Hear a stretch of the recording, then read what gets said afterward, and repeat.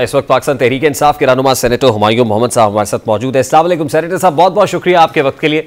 Senator साहब, Islamabad high court के 6 जजेस की जानिब से लिखे गए खत पर पाकिस्तान तहरीक इंसाफ को एक बयानिया तो मिल गया है, लेकिन क्या वजह है कि पाकिस्तान तहरीक इंसाफ के अपने अंदर जो इख्तलाफात है वो खत्म होने का नाम नहीं ले रहे और कोई मुनज़्ज़म हिकमत अमली इटसेल्फ PTI बनाने में अभी तक नाकाम है?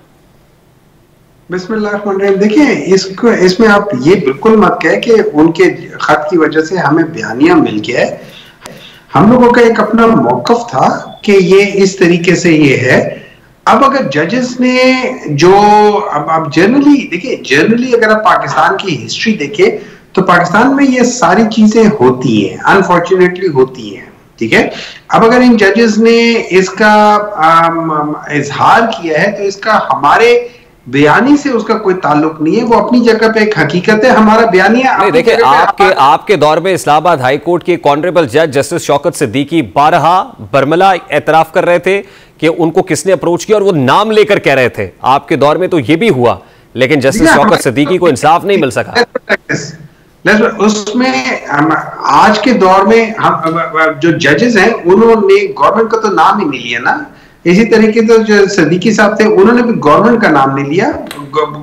Unfortunately government becomes a tool as well. ये तो गवर्नमेंट की हद तक नहीं सेनेटर साहब, मैं ये कह रहा हूं कि जिनका नाम इन्होंने लिया, नाम तो नहीं लिया लेकिन इदारे की तरफ इशारा किया, वो इदारा अल्टीमेटली रिपोर्ट तो वजीर आजम पाकिस्तान को करता है और जस्टिस शौकत सिद्दीकी उस वक्त जो बात कर रहे थे और अल्टीमेटली वो शख्सियत भी वजीर आजम को रिपोर्टिंग थी।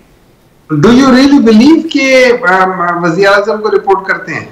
देखिए, इमरान खान जैसा जो एक तगड़ा वजीर आजम है, जो अपने आप को तगड़ा वजीर आजम कहते थे, वो कहते थे कि वो कोई अगर मुझे कहेगा तो मैं उससे इस्तीफा मांगूंगा। तो हमने तो ये भी देखा है। हाँ ठीक है, लेकिन देखिए वो और बात है, वो इस्तीफा मांगना और बात है। और उनसे जब उनको एक गलत बात पे जिस तरीके से उनको हटाया गया तो वो तो उस पर फिर वो डट गए ना अपने मौके पे, तो उन्होंने तो अपने आप को सही प्रूव कर दिया है। लेकिन at the same time there are certain realities. अब उसको आप उसी आंखें मतलब आप आंखें बंद कर लें या चले देखिए sir, whatever the realities are, अब फुल कोर्ट इजलास हुआ है। होप के जस्टिस काजी फायज ईसा इसके ऊपर 100 वोटों भी लेंगे और कोई जुडिशियल इंक्वायरी भी होगी। लेकिन मेरा सवाल आपसे यह है कि आपके पास तो इस वक्त लीगल माइंड्स है, इस वक्त PTI में तो लीगल फ्रेटर्निटी बहुत ज्यादा है, तो क्या वजह अभी तक कोई उस तरह की मोबिलाइजेशन PTI के अपने अंदर नहीं हो सकी? आज आपने एक प्रेस कॉन्फ्रेंस करनी थी, हामिद खान साहब ने कहा नहीं सुप्रीम कोर्ट नहीं जाना है, वहां मीडिया टॉक नहीं करनी, हम पाकिस्तान तहरीक इंसाफ के सेक्रेटेरिएट में करेंगे। तो ये बहुत सारे डिविजन्स तो हैं आपके अपने अंदर। देखिए, इसको आप डिविजन्स नहीं कहते, इसको आप डिफरेंसेस ऑफ ओपिनियन कहते हैं। डिवीजन और चीज होती है। डिवीजन होती है कि जैसे और ये चीजें हर जगह पे होती है। आप देख रहे हैं हमारे तो इस वक्त पाकिस्तान तहरीक इंसाफ तो इस वक्त एक मुश्किल फेज में से गुजर रही है, जिसमें आपकी जो टॉप लीडरशिप है, मेनली जो इमरान खान है और उसके बाद जो नेक्स्ट ईयर है वो सारी इस वक्त गायब है। तो उसके बाद बाकी जो लोग आ जाते हैं, आप सेकंड ईयर कह लें या फर्स्ट ईयर के जो लोअर वाला होता है उनको देख लें, तो वो तो फिर वहां पे चूंकि सारे बराबर हम पल्ला है। अच्छा, मुझे सर ये बताएं कि देखिए अदलिया के ऊपर दबाव है इस वक्त। अदलिया की बहाली की तहरीक नामी एक तहरीक चली थी मुशर्रफ दौर में भी। क्या इस वक्त को PTI कोई ऐसी तहरीक शुरू करने की या ऐसी तहरीक को बैक करने का इरादा रखती?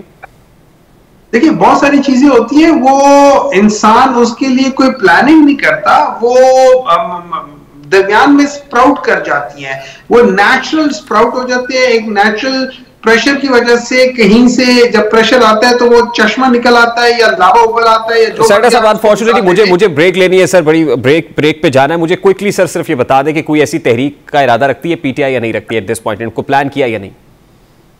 देखिए, मेरे लिहाज से अभी कोई ऐसी तहरीक मुझे नहीं मालूम, लेकिन ये वक्त के साथ साथ इसको फिर देखा जाएगा। ठीक है, टाइम डिपेंडेंट है sir. I have to take. Raja Khalid साहब,